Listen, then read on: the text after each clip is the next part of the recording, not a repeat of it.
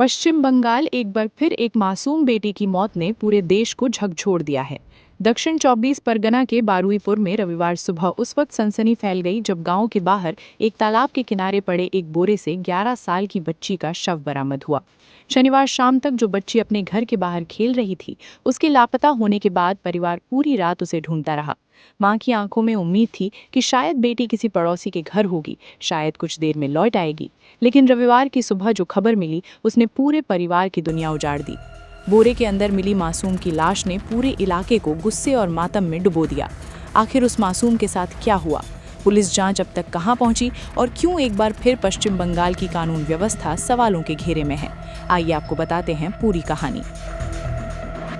ये पूरी घटना शनिवार शाम से शुरू होती है। परिवार के मुताबिक 11 साल की बच्ची घर से बाहर निकली थी, लेकिन काफी देर तक वापस नहीं लौटी।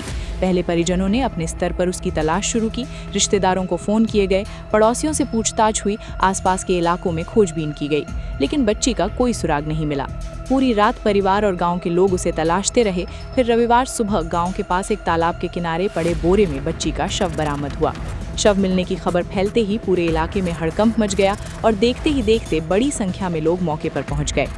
परिवार ने आरोप लगाया है कि बच्ची का अपहरण किया गया और उसके साथ यौन उत्पीड़न के बाद हत्या कर दी गई। हालांकि पुलिस ने स्पष्ट किया है कि इन आरोपों की पुष्टि अभी नहीं हुई है।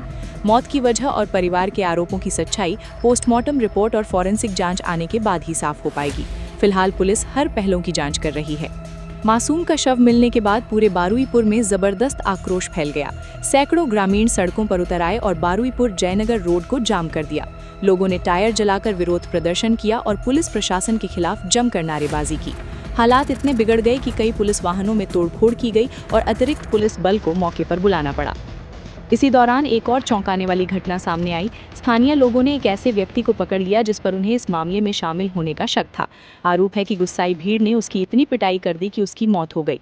पुलिस ने इस घटना की पुष्टि करते हुए कहा है कि इस मॉब लिंचिंग की भी अलग से जांच की जाएगी और कानून हाथ में लेने वालों के खिलाफ भी कार्रवाई होगी।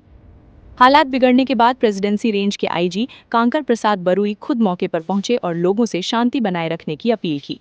उन्होंने भरोसा दिलाया कि इस मामले में किसी भी दोषी को नहीं बख्शा जाएगा। पुलिस ने एक संदिग्ध को हिरासत में लेकर पूछताछ शुरू की है, जबकि अन्य संदिग्धों की तलाश के लिए लगातार छापेमारी की जा रही है। घटनास्थल से फॉरेंसिक साक्ष्य जुटाए गए हैं, सीसीटीवी फुटेज खंगाले जा रहे हैं और हर एंगल से जांच की जा रही है। पुलिस का कहना है कि पोस्टमार्टम रिपोर्ट आने के बाद कई अहम सवालों के जवाब सामने आ सकेंगे। इस दर्दनाक घटना पर राजनीति भी तेज हो गई है। विपक्ष ने पश्चिम बंगाल की कानून व्यवस्था पर सवाल उठाते हुए राज्य सरकार को निशाने पर लिया है। बीजेपी का आरोप है कि राज्य में महिलाओं और बच्चियों की सुरक्षा लगातार खतरे में है। वहीं तृणमूल कांग्रेस का कहना है कि मुख्यमंत्री ममता बनर्जी ने पीड़ित परिवार से फोन पर बात की, उन्हें न्याय का भरोसा दिया और अधिकारियों को तेज एवं निष्पक्ष जांच के निर्देश दिए हैं। इसी बीच टीएमसी ने देर रात एक पोस्ट साझा किया जिसमें लिखा गया कि ममता बनर्जी को बारुईपुर जाने से रोका जा रहा है। उनके आवास के बाहर भारी पुलिस बल तैनात की गई है। इस मामले पर बीजेपी ने इन आरोपों को खारिज किया और कहा कि टीएमसी नाटक कर रही है और इस मामले को फिजूल का मुद्दा बनाना चाहती है। अब पूरे मामले में सबसे बड़ा इंतजार पोस्टमार्टम रिपोर्ट का है, जो बताएगी कि बच्ची की मौत कैसे हुई और परिवार द्वारा लगाए गए आरोपों में कितनी सच्चाई है। लेकिन इन सब के बीच एक परिवार अपनी 11 साल की बेटी को हमेशा के लिए खो चुका है। एक माँ की गोद सूनी हो गई है, एक पिता की दुनिया उजड़ गई है और पूरा गाँव इंसाफ की मांग कर रहा है। मामला सिर्फ बारुईपुर का नहीं है, बात पूरे सिस्टम से है। आखिर हर बार किसी मासूम की मौत के बाद ही प्रशासन क्यों जागता है?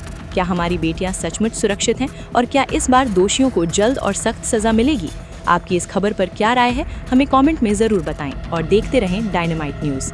फिलहाल इस मामले की हर छोटी बड़ी अपडेट पर हमारी नजर बनी हुई है। नमस्कार।